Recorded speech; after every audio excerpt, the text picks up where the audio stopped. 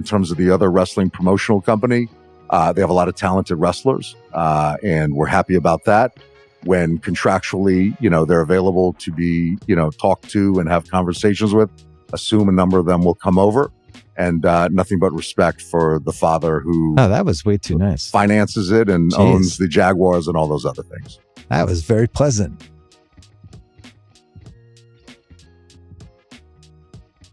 Ever since AEW came to be back in 2019, it just seems like neither company can help themselves when mentioning the other, taking a dig at the other, or even stealing from the other's ideas. That is something that is not uncommon in professional wrestling. We saw that happen as WCW and WWF in the 90s went to war. However, given the landscape of professional wrestling now, it is a bit different. But this week, we saw something that I was not expecting. We saw a pretty direct shot at AEW by one of WWE's most important and usually well-polished executives in Nick Khan. And Nick Khan, for those of you who may not know, is essentially the brains behind the rejuvenation, resurgence, and evolution of WWE that we've seen over the last couple of years. And in this video, we're going to take a look at exactly what Nick Khan had to say, why he's not only wrong in his assessment about the way that AEW or WWE treat their talent, but also just kind of a hypocrite. And we're also going to take a look at exactly why this is harmful for both companies to do. I'm Omer Q for Real Take Wrestling. Be sure to smash that thumbs up, subscribe, and hit that notification bell so you get notified whenever a new video is released. All right, let's dive in. So earlier this week, Nick Khan was on the Bill Simmons podcast and said the following when asked about AEW. Because like 2 years ago, could make the case. Last year it seemed like no. Now it just seems like you guys are all powerful again, and AEW is not a rival in the same way. Their kind of moment, just I have no dog in the race. I don't really care, but It's just from afar, it seems like their moment came and gone, and they're like just firmly number two now. Well, look, we're always the underdog at WWE. We always feel that people underestimate us, that we're looked down upon, and we like it that way. Like, bet against us. We prefer that, and allow us to show you what we can do. Short our stock. Go ahead. Yeah. I don't know about that one. You can literally do it. Go ahead. Bet against us. Bet against us. If you look at the stock price now, it's far in excess of what it was when we all started together 5 years ago. Yeah. And, we're quite proud of that. And at the same time, we got to keep, re-earning our keep on a daily basis here. So we feel like it's a good moment, but we still feel like there's a lot of room for growth in terms of the other wrestling promotional company. They have a lot of talented wrestlers, and we're happy about that. When contractually, they're available to be, talked to and have conversations with, assume a number of them will come over. And nothing but respect for the father who that was way too nice. Finances it and owns the Jaguars and all those other things. That was very pleasant. Look at you. That's it. You're so magnanimous. I'm 50 now, so different than when we were much younger. Yes. Well, your biggest issue is sometimes you don't want too much talent because you only have so many spots to put people, and you end up just kind of wasting people. Look, that's something we won't do. Yeah. We won't sign. I think that happened in the past, though. Maybe before you. Perhaps. But we won't sign and bench people. We sign people who we want to use. I'm not saying bench people, but you sign somebody and then within a couple weeks, they're barely being used because you have too many people. No, I'm saying if another entity signs and benches people now, like that's not something we would do. Oh, because that is a thing that happens. That's what I...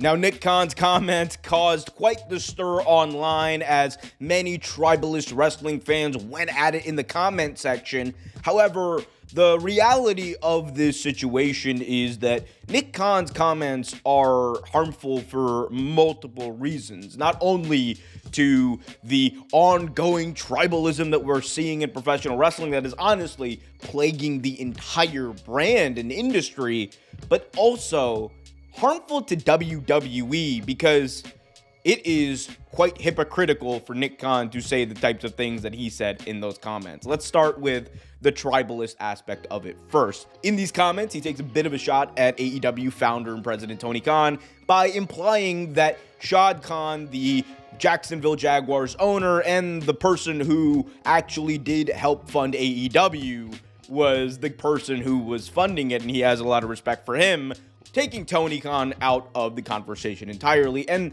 this is a talking point you hear quite often on Twitter. It's a talking point that WWE has gone out of their way to say, even on TV, even as recently as a John Cena promo against Cody Rhodes, where Cena said that you love taking billionaires' kids' money, and that obviously was the latest in a long run of shots that AEW has had taken on them by WWE. You could go back as far as even before the company even existed, and AEW getting shots taken on them by WWE, like that infamous promo that Triple H cut where he referred to AEW at the 2019 Hall of Fame as a pissant company, and so much more.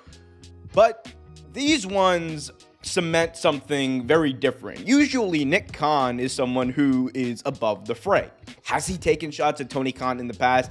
Yes, but he has never done so this level. Usually, Nick Khan is kind of subtle in the way that he calls out Tony. He calls him a kid and he refers to him in that nature, but you knew that he never would go that extra mile. And in these comments, it just seems like not only is he doubling down on the perception that he has, apparently, that Tony Khan is just a child with playthings who is using daddy's money to do so, but he's also going in on this idea that AEW is not a real business, when reality is quite against that argument. The fact of the matter is, whether fans like it or not, AEW is a sustainable company. They just got re-signed by a major television network to do simulcasting on Max,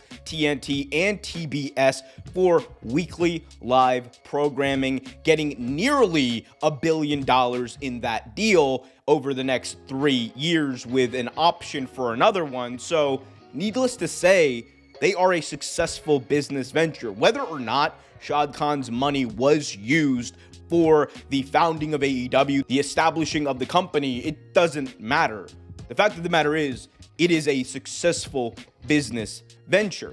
And while we understand that WWE does not want AEW to gain any popularity, gain a competitive advantage, the fact of the matter also is that they are a distant number two.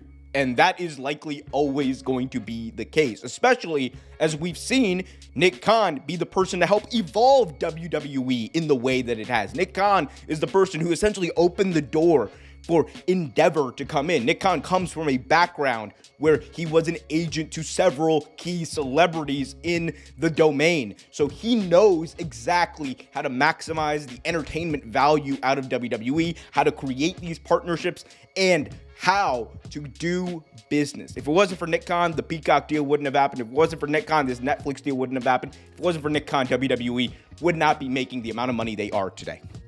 That is why I kind of am puzzled by this, because you would expect someone at Nick Khan's level to not really give a shit. But here we are, and he's taking shots at this company that he doesn't care about, allegedly, but I'm just saying, if he feels some type of way, then obviously he's got something to gain. And what that is, I will get to later on in this video. But first, we have to talk about the other comments that Nick Khan made referring to AEW talent. There is no secret that over the past couple of years, there has been a bit of a bidding war between free agents in WWE and AEW, and it's good for the talent. Talent are now leveraging each company to get more money, and because AEW exists, WWE talent have been getting paid way more than they ever would be under the old regime.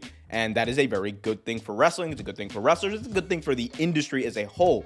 Now, the comments that Nick Khan made are fine in a vacuum, and fine if he didn't say the part where he said that unlike AEW, WWE doesn't park people. Because as bad as AEW is at parking people, WWE is just as bad, if not worse. Like, I mean, come on. Yes, AEW has parked people. They have parked Ricky Starks. They had parked Ray Phoenix for a while. They had parked so many talent for a long time. Danhausen being parked is still one of the wildest and damnedest things I've seen in the professional wrestling scene in a while, because you could have made so much money with them, but needless to say, AEW has not gone down that route. But for Nick Khan to say that WWE doesn't do the exact same thing is extremely hypocritical. Because what is Alexa Bliss right now, if not parked? What is Andrade right now, if not parked?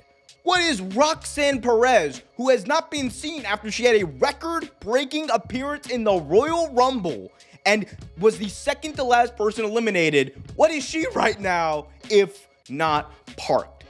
I mean, there's just so many examples you could point to. It is laughable. It is absolutely asinine for Nick Khan to say that WWE does not park people. It is a common practice. I would even say it's more common now than it's ever been. WWE is clear about what they are doing.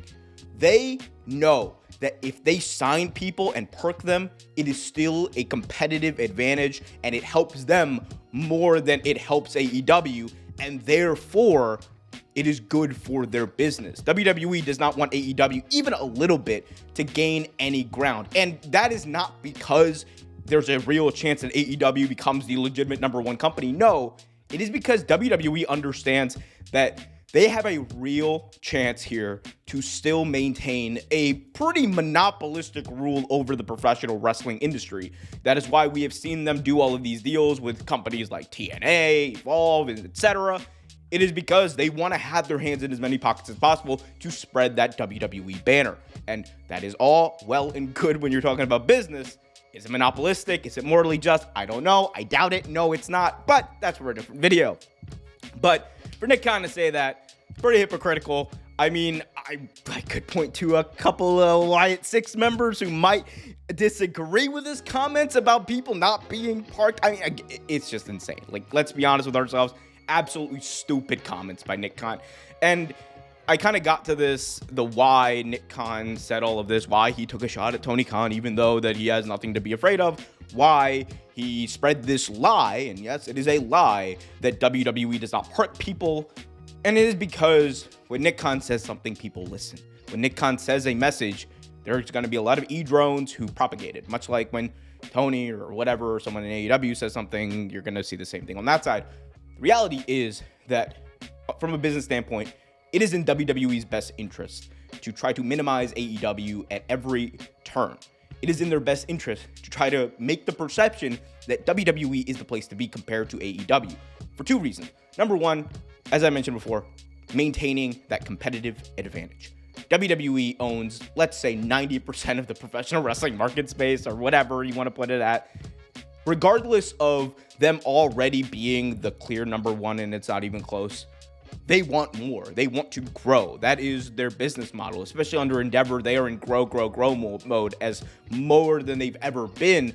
And the fact of the matter is that greed, that desire to maximize value, as Mark Shapiro likes to say, that is going to drive them to be ruthless and just outright unnecessary when it comes to these business practices. And winning the PR war and the perception war is a big player in that.